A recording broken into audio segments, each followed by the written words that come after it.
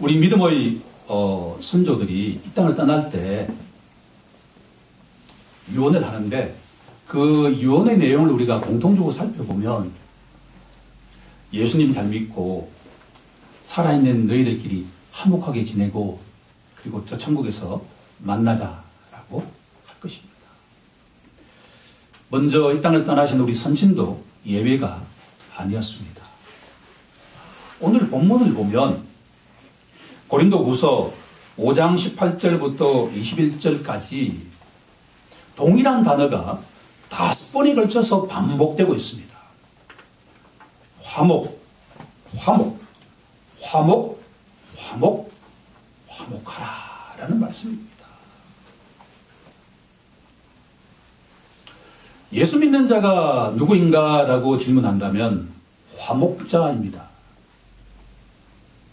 하나님과 화목된 자이고 그렇기에 이 세상 사람들과 화목할 수 있는 자, 화목자입니다.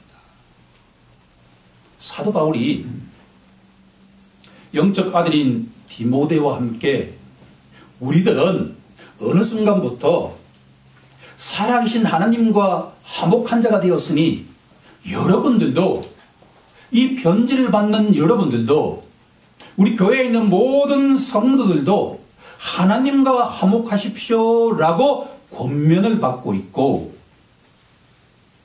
여러분들이 하나님과 수직적으로 화목된 자라면 이 세상 속에 나아가서 아직도 하나님과 화목하지 못하는 수많은 영혼들에게 우리 인간에게 가장 중요한 것이 무엇인가 하면 이 세상의 재물도 건강도 아니고 오직 하나님과 함께 화목하십시오라고 전하는 자가 되라고 말씀하는 것이 오늘 내용의 결론이라고 이야기할 수가 있습니다. 그것이 바로 하나님과 화목된 자가 세상 사람들에게 하나님과 화목하십시오 외치고 흔들어 깨우는 것이 바로 전도이자 선교인 줄로 믿습니다. 전도와 선교의 필요 충분 조건은 하나님과 화목된 자만이 할 수 있는 특권입니다. 지난주에 제가 기다리던 책이 한 권 나왔는데 바로 독일 총리인 앙겔라 메르켈에 관한 정기였습니다. 지난 주중에 나왔으니까 일주일이 되지 않아서 제가 그 책을 구해서 읽어보니까 참 오늘 본문을 이해하는데 아주 중요한 모티브를 제공하기에 몇 가지 내용을 소개하고자 합니다. 우리가 잘 알고 있는 것처럼 독일이 패전하고 난 다음에 의도치 않게 동독과 서독이 서로 나누어진 그런 상황이 되지 않았습니까? 처음에는 수많은 동독 사람들이 서독으로 이주해 갔습니다. 자유롭게 누리던 그 사람들이 사회주의 국가에서 살아간다는 그야말로 쉽지 않지 않겠습니까? 북한의 많은 주민들이 남한으로 넘어왔던 것처럼 수많은 사람이 넘어왔는데 1954년도가 되자 본격적으로 베를린 장벽이 딱 치면서 이제 누구도 동독에서 서독으로 서독에서 동독으로 넘어가지 어려운 상황에 되었습니다. 그럴 때 한 루터교 목사가 카스너라고 하는 이 목사가 교단으로부터 당신은 이제부터 저 사회주의 국가인 동독에 가서 목회 활동을 하라는 명령을 내렸는데 이 목사님이 그 말씀에 순종하고서 모든 사람들이 동독에서 서독으로 넘어갈 때 정반대로 서독에서 동독으로 넘어간 사람이 있는데 이 사람이 바로 앙겔라 메르켈의 아버지였습니다. 도대체 왜 모든 사람들이 사회주의 국가에서 자유국가로 넘어오는 상황 속에서 정반대로 동독으로 간 이유는 바로 하나님과 화목제가 된 자는 어떤 상황 속에 있더라도 그 영혼들에게 하나님과 화목하십시오 라고 전할 필요가 있다는 주님의 그 음성에 순종했는 줄로 믿습니다. 우리가 짐작하건대 무신론을 주장하는 사회주의 국가에서 하나님을 믿고 의지하는 목사로서 살아간다는 것이, 더구나 목사의 딸로 살아간다는 것이 결코 쉽지 않을 것이다 라고 하는 것을 예상할 수가 있습니다. 더구나 와그나치의 게슈타포처럼 모든 사람들이 일거수일투족을 다 감시하고 있는 상황 속에서, 특히나 조금이라도 반체제적인 것과 같은 말과 행동을 하는 사람이라고 한다면, 심지어 그 가족과 가장 절친한 사람을 매수해서 매일 동향을 보고하는 것과 같은 사회주의 국가에서 신앙을 지킨다라고 하는 것은 절체절명의 위기 상황이 분명할 것입니다. 이 상황 속에서 앙겔라는, 영특한 앙겔라 메르켈은 35년 동안에 물리학자로서 박사학위를 받고 삶을 살아갑니다. 그런데 이 세상의 역사라고 하는 것은 하나님이 주권적으로 갖고 계신다라고 하는 것을 알 수 있는 것은 그 아빠가 서독에서 동독으로 넘어간 35년째 된 해, 앙겔라 메르켈이 35살 되는 해에 동서장벽이 무너지고 독일이 통일하게 됩니다. 인간으로서는 누구도 생각할 수 없는 것과 같은 역사를 하나님께서 주권적으로 행사하신다라는 것을 알 수가 있습니다. 이 동독 출신의 이혼녀이자 여성이자 특히나 개신교도인 사중적인 장애를 갖고 있는 이 앙겔라가 최연소 통일 독일의 장관으로 픽업당하고 난 뒤에 15년이 지나고 통일독국의 총리가 되고 난 뒤에 사선 16년째 통치를 하고 난 뒤에 금년 초에 퇴임을 했습니다. 인기 절정일 때 앙겔라 메르켈은 퇴임을 했습니다. 과연 이 카스노 목사님의 딸이었던 이 앙겔라로부터 우리가 배울 점이 무엇인가 라고 질문한다면, 당신이 만약에 이 땅을 떠날 때 그 묘비명에 무엇을 쓸 것입니까? 라고 기자가 질문하자 저는 두 단어를 적겠습니다. 하나는 겸손해요, 하나는 품격이라고 말입니다. 앙겔라 메르켈은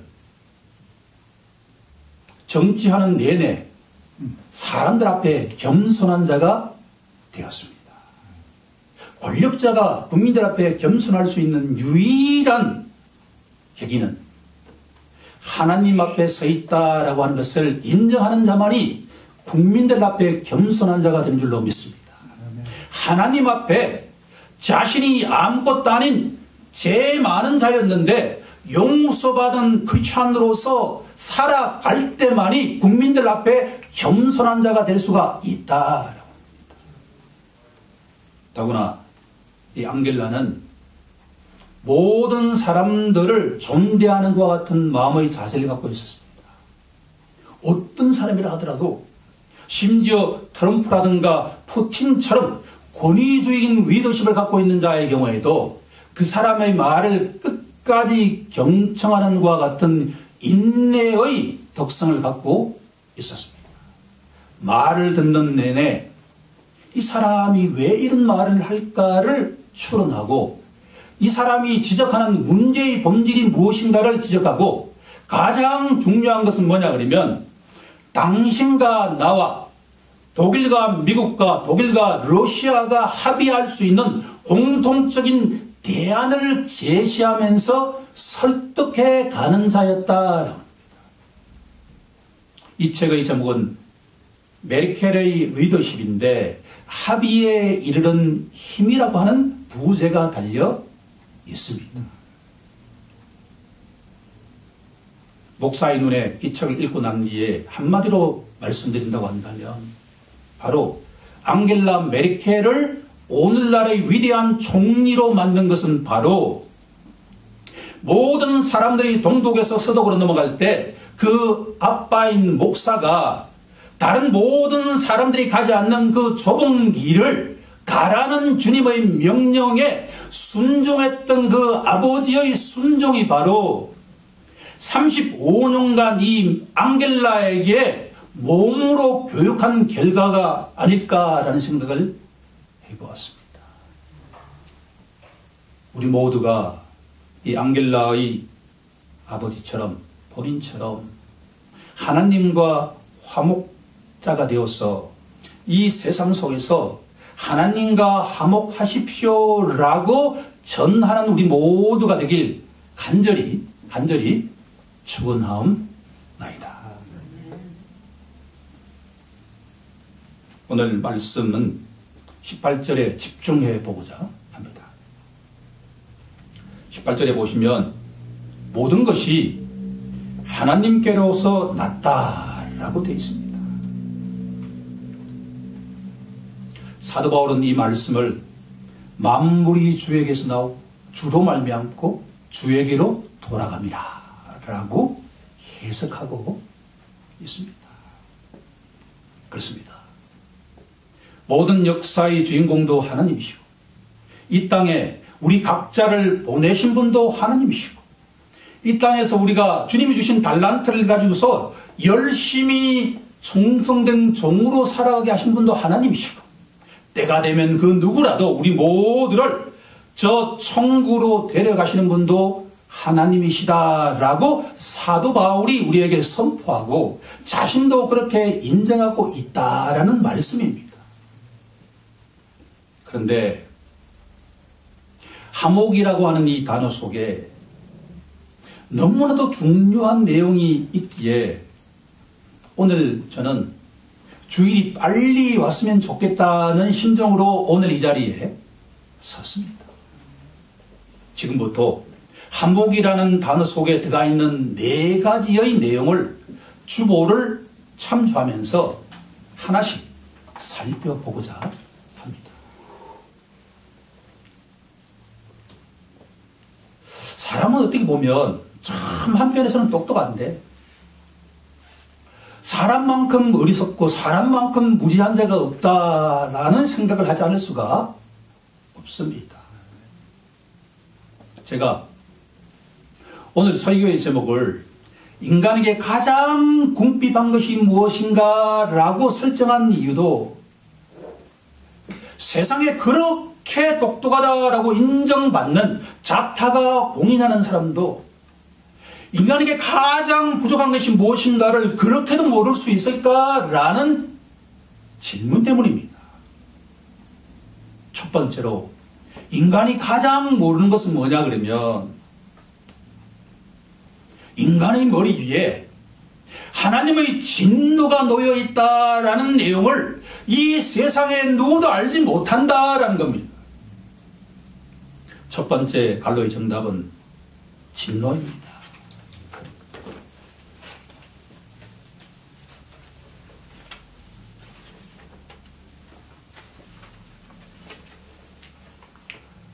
로마서 1장 18절로 한번 가보도록 하겠습니다.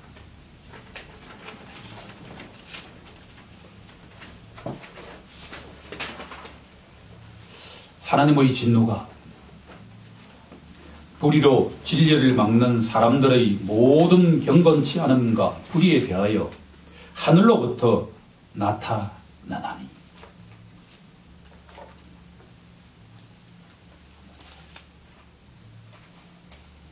로마서 12장에 가면 흥미로운 내용이 나오지 않습니까?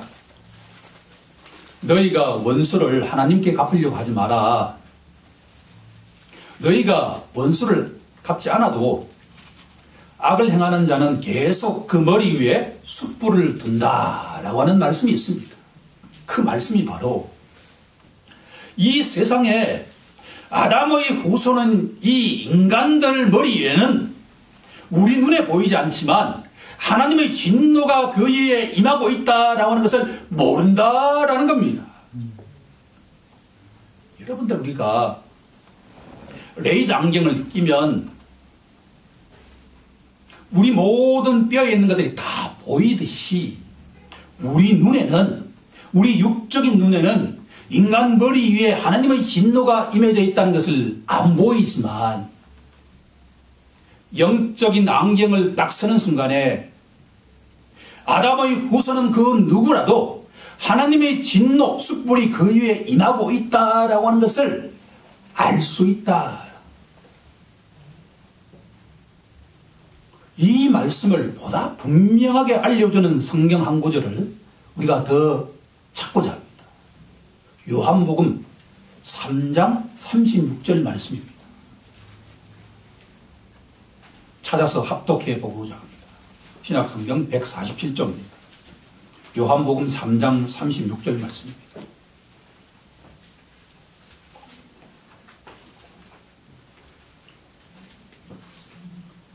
시작. 아들을 믿는 자에게는 영생이 있고 아들에게 순종하지 아니하는 자는 영생을 보지 못하고 도리어 하나님의 진노가 그 입에 머물렀느니라. 아멘. 사랑이 풍성하신 예수님께서 말씀하신 내용입니다. 하나님의 아들을 믿지 않는 불신자들에게는 하나님의 진노가 그 위에 임하고 있다라는 말씀을 예수님 자신이 직접 말씀하셨다라고 합니다.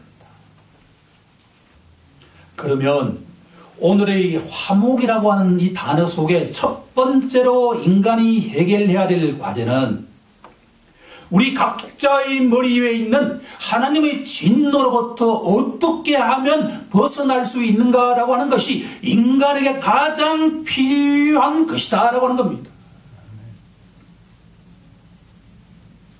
너희가 화목하라라는 이 말씀 속에는 이 문제가 이미 해결되었다라고 하는 것을 알려주고 있는 것이 바로 복음이다라고 하는 겁니다. 로마서 3장 25절로 다시 돌아가 보도록 하겠습니다. 오늘은 부지런히 말씀을 찾는 수고를 아끼지 않길 간절히 소망합니다. 로마서 3장 25절을 보면 이 예수를 하나님이 그의 피로써 믿음으로 말미암는 화목제물로 세우셨으니, 화목제물이라고 하는 단어에 우리는 집중해 볼 필요가 있습니다. 예수님께서 왜 십자가에 돌아가셔야만 했을까라고 질문한다면 바로 인간 머리에 있는 그 하나님의 진노를 풀 수 있는 유일한 길과 유일한 능력을 갖고 있는 분은 바로 오직 한 분뿐인데, 하나님의 아들이신 그 아들이 직접 십자가에서 피 흘리면서 돌아가시는 화목제물을 드릴 때 하나님의 그 진노가 누구로 드릴 수 있다라고 하는 내용입니다. 따라서 왜 예수를 믿어야 합니까? 왜 예수 앞에 우리가 나아가야만 합니까? 예수의 그 보혈만이 하나님의 진노라고 하는 그 분노를 진정시킬 수 있는 유일한 길이기 때문입니다. 이 말씀을 우리가, 이 말씀이 선포되고 이 말씀이 선포되는 이 자리에서 만약에 우리가 아멘으로 받아들이지 않는다고 한다면 여전히 우리에게는 하나님의 그 숯불이 놓여져 있다라고 하는 것을 무시하는 자다라고 할 수 있습니다. 하나님과 화목하십시오 라는 이 말씀 속에는 지금이라도 예수의 보혈 앞에 나아가서 그분을 믿고 의지하면 우리에게 놓여져 있는 그 숯불이 사라진다라고 하는 복음을 선포하고 있는 겁니다. 우리 모두 예수의 그 피, 화목제물을 통해서 하나님의 진노가 진정시켜진 화목자가 되었다라는 것을 믿는 자가 되길 간절히 소망합니다. 두 번째로 넘어가 보도록 하겠습니다. 두 번째는 아담의 후손은 그 누구라도 노예 상태에 처해 있다라고 합니다. 칼 바르트의 로마서 주석을 읽는 가운데 이런 구절이 있었습니다. 세상의 모든 사람들은 감옥 안에 있는 것과 같다. 여러분들, 이 세상의 모든 사람들이 감옥 안에 있다라고 한다면 과연 인정할 수가 있겠습니까? 지금도 무시무시한 그 교도소 안에 있는 사람들이야 자신들의 자유가 억압되어 있기에 감옥 안에 있다는 것은 쉽게 이해될 수가 있지만, 보통 사람들에게 당신들은 감옥에 있습니다 라고 말할 때 누가 인정하겠습니까? 요한복음 8장에 가면 예수님께서 유대인들에게 이렇게 말씀합니다. 진리를 알지니 진리가 너희를 자유롭게 하리라 라고 말하자 유대인들이 이렇게 말합니다.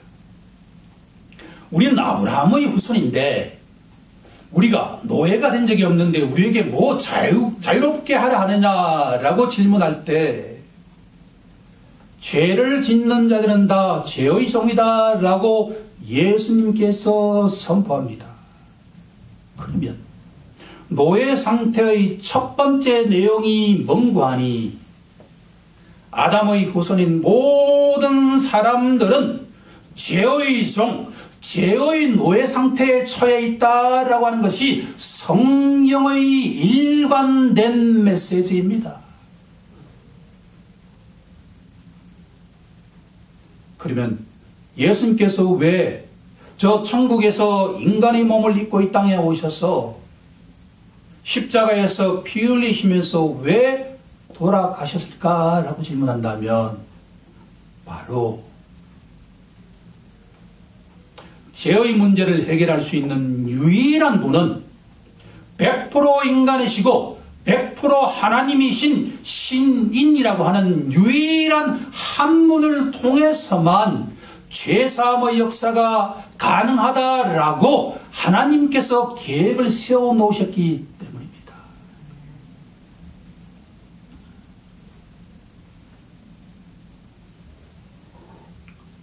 에베소서 1장 7절로 한번 가보도록 하겠습니다.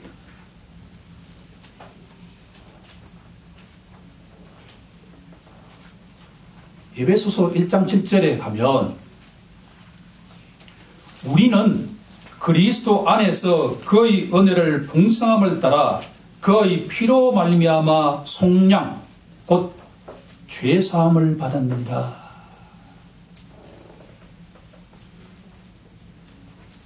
인간이 죄의 노예에 있기 때문에 십자가 보혈은 이 죄의 노예에서 우리에게 값을 치르시고 죄인으로부터 해방된 것과 같은 자유를 주셨다라는 말씀입니다. 두 번째의 갈로의 정답은 속량입니다. 속량. 예수님께서 값을 치르신 이유는 죄의 값을 치르셨다라고 합니다. 죄의 노예로부터 해방시킨 것이 바로 속량입니다.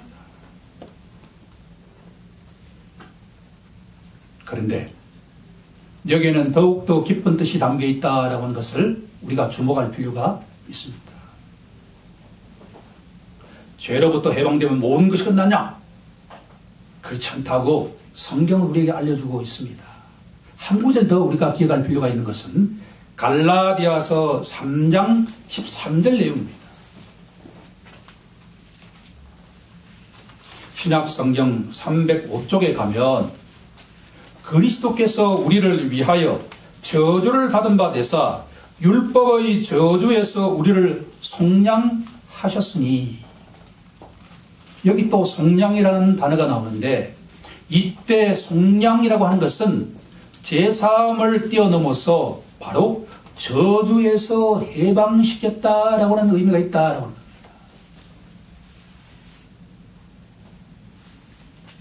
우리가 지금도 율법 안으로 바로 뛰어들면 우리는 저주를 받지 않을 수가 없습니다. 우리의 힘으로 십계명을 살아보려고 노력하면 노력할수록 저주에 빠진다라는 것입니다. 그러면 이 저주에서 해방될 수 있는 유일한 길은 무엇인가라고 질문한다면 나무에 달리신 예수를 바라보고서 그분을 믿고 의지할 때 우리들은 십계명이라고 하는 율법을 지키는 자가 될 수가 있다라고 하는 겁니다. 율법은 믿음으로 지키는 겁니다. 이 율법을 온전하게 지키신 예수를 믿는 순간에 우리들은 말씀대로 살아가는 자가 될 수 있다라고 합니다. 이 속량이라고 하는 의미 속에는 제사함이라고 하는 의미와 저주로부터 해방이라고 하는 의미가 있다라고 합니다. 이 말씀이 한꺼번에 폭포수처럼 쏟아지기 때문에 여러분들에게 다 이해를 요청하지는 못하지만 이 화목이라고 하는 이 단어 속에 들어가 있는 내용이 그만큼 깊고도 깊다라고 하는 것을 여러분들이 만약 이해하고 받아들인다고 한다면 목표는 성공된 것입니다. 내친 김에 한 단계 더 나아가도록 하겠습니다. 속량이라고 하는 의미 속에는 제사함이라고 하는 의미와 저주로부터 해방이라고 하는 의미와 동시에 또 한두 가지가 더 있다라고 합니다. 히브리서 2장 15절로 한번 가보도록 하겠습니다. 신약성경 355쪽에 나와 있는 내용인데 바로 죽기를 무서워함으로 한평생 매여 종로로 타는 모든 자들을 놓아주려 하십니다. 인간의 노예 상태는 바로 죽음의 노예 상태다라고 합니다. 이 세상에서 아무리 용감한 징기스칸과 같은 사람도 죽음이 딱 임박하면 두려움에 떨게 되어 있습니다. 왜? 한 번도 가보지 않은 것과 같은 길이기 때문에 누구라도 두려움에 떨게 되어 있다. 인간은 본인이 인정하든 인정하지 않든 죽음의 노예 상태에 처해 있다. 그러면 모든 사람들이 죽어야 하는데 이 죽음으로부터 우리가 자유로울 수 있는 유일한 길이 무엇인가? 라고 질문한다면 바로 이 사망 권세를 이기고 부활하신 예수를 믿고 그분과 연합할 때만이 죽음의 노예 상태로부터 해방될 수 있다라는 것이 바로 속량의 세 번째 내용이다라고 하는 겁니다.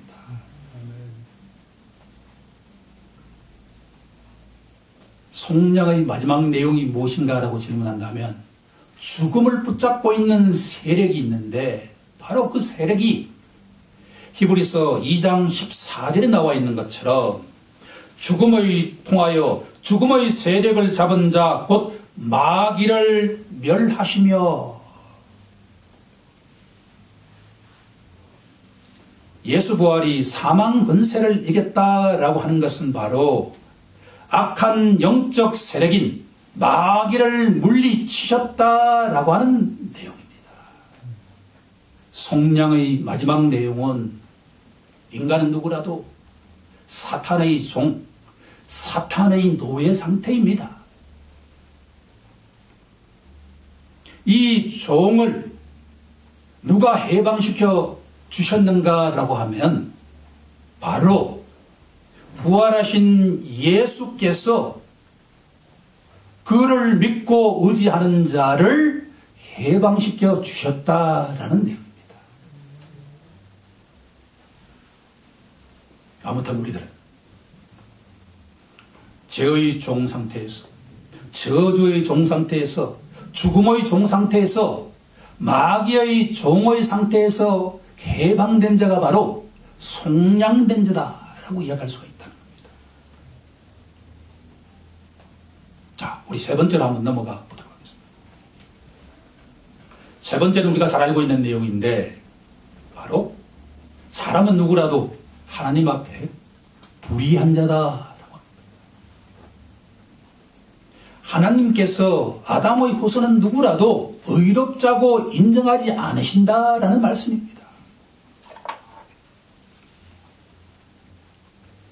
자, 그러면 하나님께 의롭다고 인정받을 수 있는 유일한 견은 무엇일까라고 질문한다면 이 또한 십자가 보혈 뿐인 줄로 믿습니다. 주보에 보시면 세 번째 갈로의 정답은 칭의입니다.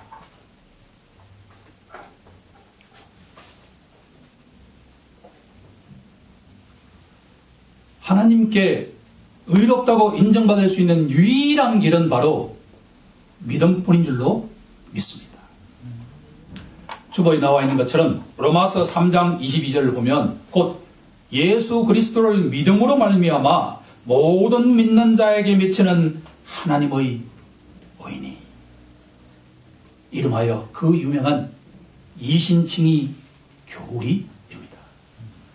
오직 인간이 하나님 앞에 의롭다고 칭함을 받을 수 있는 유일한 길은 예수께서 내 죄를 위해서 십자가에 돌아가시고 부활하셨다는 그 믿음 하나뿐인 줄로 믿습니다.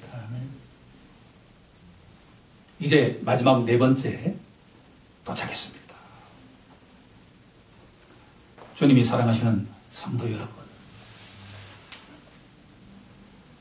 이 하목이라는 단어 속에 이렇게 깊은 내용이 있다라고 하는 것을 알 수가 있는데 가장 중요한 것은 인간은 하나님과 원수 관계에 처해 있다라고 하는 것을 알아야 된다라고 하는 겁니다.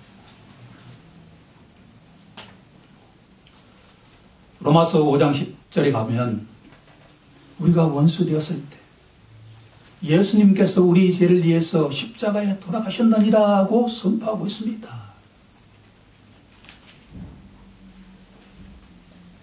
그러면 우리가 어떻게 하면 하나님과 원수 관계가 근본적으로 변화될 수 있는가라고 질문한다면 예수 믿는 자는 그 누구라도 하나님과의 원수 관계가 바뀌어서 하나님과 자녀 관계가 될 수 있다라고 선포합니다.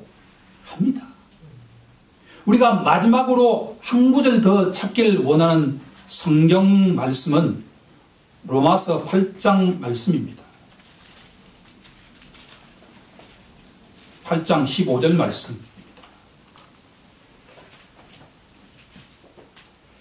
자, 로마서 8장 15절 말씀을 다 함께 합독해 보도록 하겠습니다. 너희는 다시 무서워하는 종의 영을 받지 아니하고 양자의 영을 받았으므로 우리가 아빠 아버지라고 부르짖느니라. 아멘. 제가 예수 믿기 전에 대학교 3학년 때인데 그때 전두환 정권이 들어서서 전국에 휴교령이 내려서 레페토로 과제물을 내고 난 뒤에 절에 들어가서 어떤 선배하고 공부하러 들어갔습니다. 정성의 어떤 절인데 제 마음속에 이런 마음이 들었습니다. 기도를 좀 드려봐야 되겠다. 그래서 새벽 3시 반에 일어나가지고 성황당에 가서 기도를 드렸습니다. 그런데 지금도 잊혀지지 않는 것은 그 성황당에서 드리는 기도가 그렇게도 무서운 줄, 얼마나 무서운 줄, 너무나 두려움에 떠는 것과 같은, 절을 하면 할수록 평강이 와야 되는데 무서움에 무서움이 일어나서 3, 4일 하고 난 뒤에 그만두었습니다. 예수를 믿고 난 뒤에 가만히 생각해 보니까 그때 왜 그렇게 무서웠을까? 바로 그 현장에 누가 계셨는가 하니 하나님의 영이 함께 하셨다라고 하는 것을 제가 알았습니다. 그런데 예수를 믿고 난 뒤에 어느 순간에 제 마음속에 그렇게도 평안하는 마음의 상태가 이루어지고 난 뒤에 옛날 그 시절 나에게 주신 영이 종의 영, 두려움의 영이었다고 한다면 이제 성령은 나에게 주신 것이 바로 평강의 영이다라고 하는 것을 알게 되었다라고 합니다. 내가 믿고 의지하는 예수 안에서 내가 평강을 누리고 있다라고 하는 것은 바로 전에는 내가 하나님과 원수 관계였던 자가 이제는 하나님과 자녀 관계가 되었다라고 하는 것을 우리에게 알려주는 메시지다라고 합니다. 마지막 갈로의 정답은 자녀 관계입니다.